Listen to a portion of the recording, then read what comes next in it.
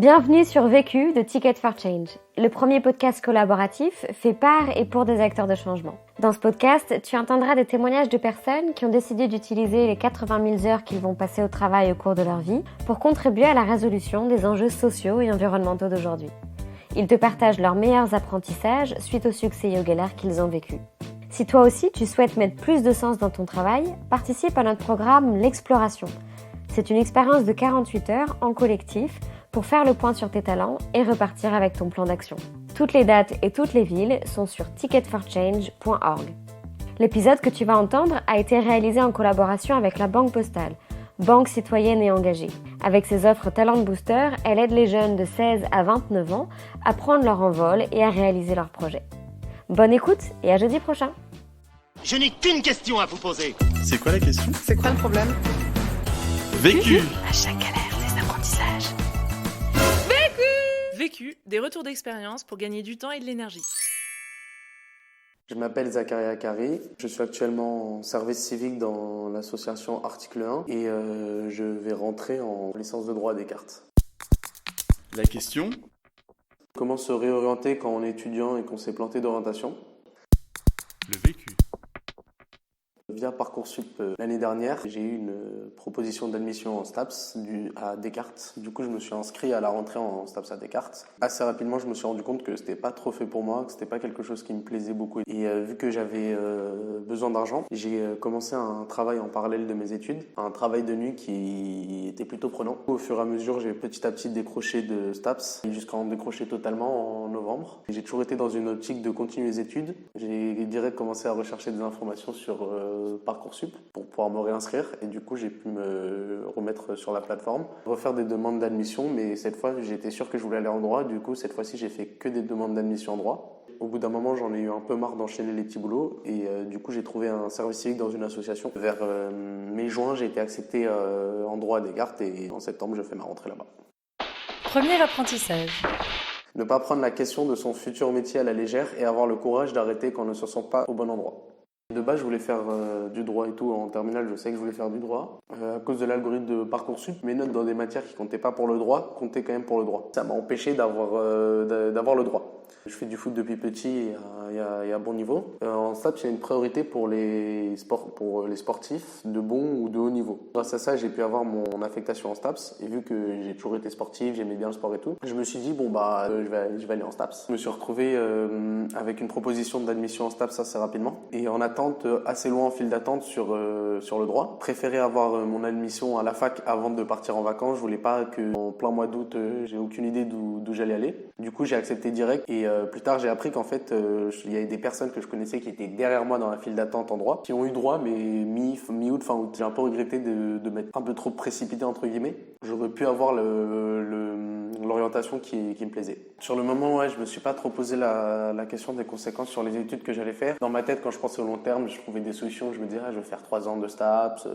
puis après une licence d'éco ou une licence de droit. Enfin, je trouverais bien quelque chose à faire. J'ai pas vraiment réfléchi aux conséquences du choix d'orientation à la fac, alors que c'est un choix hyper important. Il faut vraiment réfléchir à long terme, mais sur le moment, j'ai pas réussi et j'ai pas vraiment réfléchi à long terme. J'ai réfléchi juste à court terme, c'est-à-dire avoir ma fac pour les vacances, avoir surtout une fac pour la rentrée. Petit à petit, du coup, j'ai eu la rentrée. Assez rapidement, je me suis retrouvé à pas aller aux cours d'amphithéâtre le samedi, à pas aller aux cours d'amphithéâtre tout court, à sécher les matières qui m'intéressaient pas en me disant je trouverai une solution pour les rattraper. Enfin, il y a rien qui est perdu. Assez rapidement, vers octobre-novembre, 3/4 des matières que j'étais censé faire, j'avais pas assisté à un seul cours. Il y avait que dans les sports pratiques, qui représentent à peine un tiers des cours. Et après, sur les matières écrites en théorie, il n'y en avait qu'une seule où j'étais vraiment allé. Tout le reste, j'y étais jamais allé et je me suis retrouvé dans une situation où, quoi qu'il arrive, j'allais être obligé d'aller au rattrapage. Sauf qu'au bout d'un moment, ça sert à rien et du coup, petit à petit, je me suis rendu compte déjà que c'était pas du tout quelque chose qui me plaisait. À part faire du sport, mais c'est pas du tout ça la licence de ça, c'est pas juste faire du sport et c'est loin d'être le plus important. Et du coup, je me suis rendu compte que le plus important dans la licence de ça me plaisait pas du tout.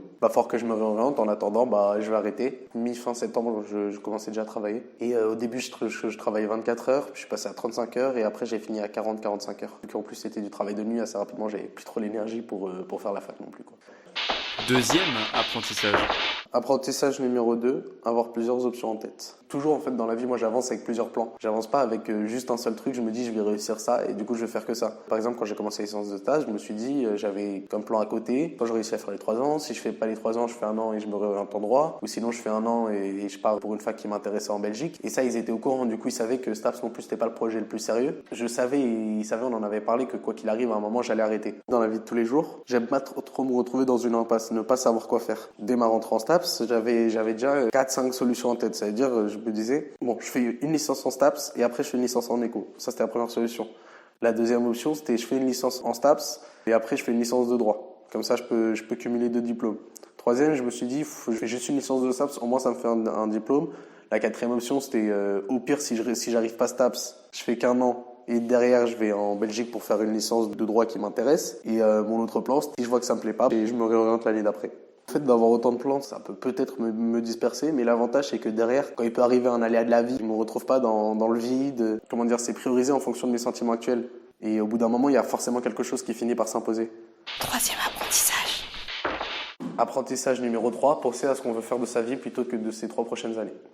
Depuis septembre, je travaillais en tant que dépanneur dans un garage. Je gagnais bien ma vie, j'étais bien, je faisais beaucoup d'heures et du coup je travaillais de nuit. Vu que j'aimais bien conduire, j'étais quand même content. Mais très vite, je me suis rendu compte que c'était pas non plus un boulot que je voulais faire toute ma vie. Ça faisait quelques jours que je m'étais vraiment fait à l'idée que j'allais pas faire du tout STAPS, que j'allais totalement arrêter. Je me suis dit, là c'est bon, demain après-midi, il faut que je me réinscrive à Parcoursup, il faut que je recherche les infos, faut vraiment le refaire à fond. Et ça a été en quelque sorte une sorte de déclic, je me suis vraiment dit, là c'est bon, faut que je le fasse. Et j'aurais pu continuer peut-être 6 mois, un an comme ça, mais il y aura forcément un moment où le patron aura besoin d'un employé en moins, du coup ça sera moi, et du coup je devrais rechercher un autre travail moins sympa, où je gagnerai moins. Il fallait vraiment que je garde ma vision à long terme, parce que la vision à court terme, si j'avais une vision à court terme, c'est sûr que sur les 6 mois, 1 an, j'étais gagnant quoi qu'il arrive, parce que j'allais gagner de l'argent, j'allais faire un travail où c'est juste conduire, quoi. Au bout d'un moment, ça allait pas pouvoir durer toute ma vie, quoi. Je disais à mon père, je veux faire tel métier. Il me disait,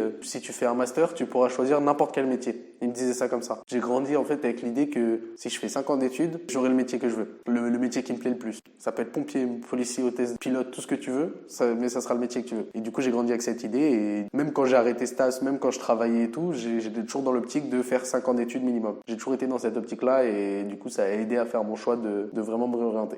Dans la vie, je pense qu'il faut toujours partir du principe, surtout quand on est jeune et étudiant et tout, que quoi qu'il arrive, si on fait des études, si on fait un master dans le domaine qui nous plaît, ça peut être du droit, des sciences sociales, de l'éco, STAPS, ça peut être n'importe quoi. Déjà, ça va être plus facile parce que on va faire des études dans un domaine qui nous intéresse. Ça veut dire que forcément, on passera notre vie à être bien payé pour faire quelque chose qui nous intéresse. C'est-à-dire, par rapport aux personnes qui n'ont pas pu faire de longues études, on va forcément mieux gagner notre vie et faire des tâches plus intéressantes. Et ça, c'est juste en faisant des études. Il n'y a même pas besoin de savoir quel métier on veut faire. L'important, c'est vraiment de faire des études dans un domaine qui nous intéresse. Derrière, le métier suivra. Plus on avancera dans nos études, plus on se rendra compte, on sera guidé, ou même tout seul, on se rendra compte quelle matière nous intéresse dans ce domaine. Et du coup, ça va nous dire, si j'aime cette matière, c'est à dire que je vais aimer ce métier. Donc ça va venir tout seul. Il n'y a pas besoin de savoir le métier qu'on veut faire. Le plus important, c'est plus de savoir le domaine d'études qui nous intéresse. Quatrième apprentissage. Apprentissage numéro 4. Gérer les doutes de son entourage en leur montrant qu'on avance. Pour commencer, il faut savoir déjà que mes parents n'étaient pas du tout au courant que je faisais un travail de dépanneur. C'est-à-dire que je faisais mon travail et ils savaient pas que je travaillais, que je gagnais de l'argent et tout. Ils se sont quand même rendus compte que petit à petit, j'allais pas à la fac, que ça me plaisait pas. Et du coup, le fait que je lâche entre guillemets STAPS, ils s'en sont rendus compte eux-mêmes petit à petit. En fait, j'ai toujours été clair avec mon entourage que quoi qu'il arrive, même si ça devait prendre 7 ans, 8 ans, j'allais faire des longues études, j'allais tout faire pour faire un master. Du coup, notamment quand j'ai arrêté STAPS, je passais un peu de temps à convaincre mes parents et à leur prouver que je continuais, et du coup ça m'aidait parce que ma mère était une personne plutôt stressée. Du coup elle stressait par rapport au fait que j'allais faire des études ou pas. Je devais lui prouver qu'elle avait pas à stresser. Ça m'a un peu aidé, je pense, à mieux comprendre quelle orientation je voulais faire et de quelle manière je devais la faire. Oui, par exemple, pour les rassurer, je montrais avec mon historique ou sur les fenêtres ouvertes de mon ordinateur ou de mon téléphone les recherches que je faisais pour bien leur montrer que non, j'étais vraiment dans une optique de je vais faire des études et je me donne les moyens pour les faire, quoi. Avoir des personnes à qui rendre des comptes, ça peut aider, mais De mon point de vue, l'important, c'est pas forcément l'entourage par rapport aux études, c'est vraiment ce qu'on nous comment on est par rapport à ça. Après, c'est sûr qu'avoir des personnes qui stressent pour ça aide à se dire faut que je fasse des études. Si stress, c'est qu'il y a une raison. Donc la motivation vient de soi-même. Par rapport à mes parents, je suis toujours parti du principe que j'ai rien à leur prouver. Ils sont quand même, ils vont être fiers de moi, je suis content quand ils sont fiers de moi et tout, mais le plus important, c'est que les choses que je fais, je les fais pas pour moi, pas pour qu'ils soient contents. C'est-à-dire que si je pense qu'on n'a pas non plus à faire les choses pour ses parents. C'est-à-dire, bien sûr, on leur doit des choses parce que c'est quand même nos parents, mais derrière, tout ce qu'on fait, ça doit venir de nous-mêmes. 5e apprentissage. Apprentissage numéro 5, s'inspirer d'une expérience professionnelle pour mieux s'orienter. Du coup, après mon boulot en dépanneur, j'ai commencé à changer de travail parce que j'en ai un peu marre de travailler de nuit et travailler autant. Le service civique, c'est une mission dans une association. C'est-à-dire que ça va être à peu près comme un travail lambda, sauf que ça va être un salaire fixe fixé par l'État. C'est quand même une mission de bénévolat, mais juste avec une indemnité, vu que c'est un engagement de 24 heures par semaine. En fait, toutes les associations ont des services civiques.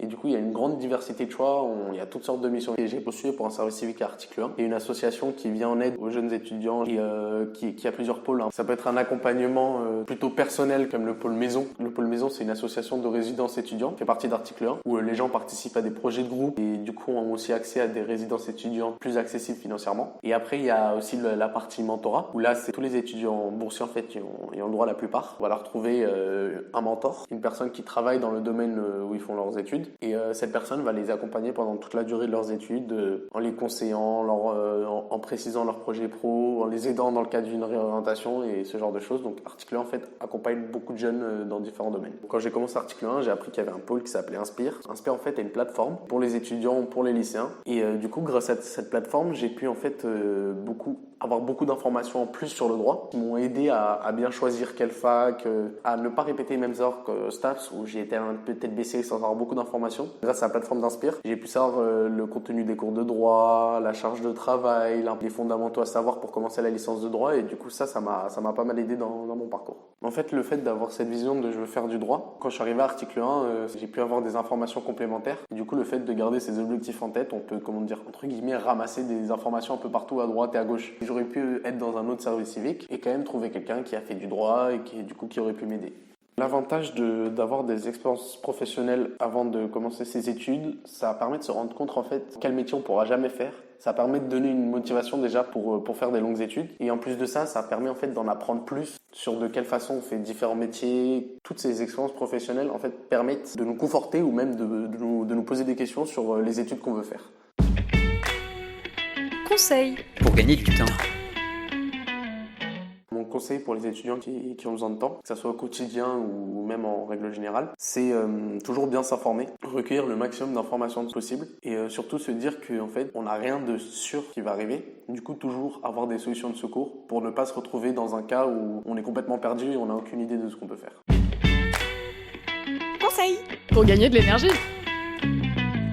Alors, mon conseil pour garder de l'énergie, c'est de toujours bien s'organiser, c'est-à-dire toujours être conscient du temps que vont prendre les choses. Par rapport à ça, pour garder sa motivation, il faut toujours garder en tête ses objectifs, où on veut arriver. Moi, personnellement, je me dis que je veux arriver au bout d'un master. Je garde toujours ça comme objectif dans ma tête, ça me permet de toujours garder de la motivation et de l'énergie pour faire mes études.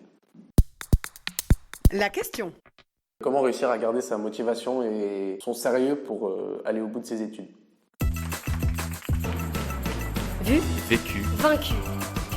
Pour plus de vécu, clique vécu.org. Je voulais te dire, tu sais, on a tous nos petits problèmes. Vécu. Buy ticket for change.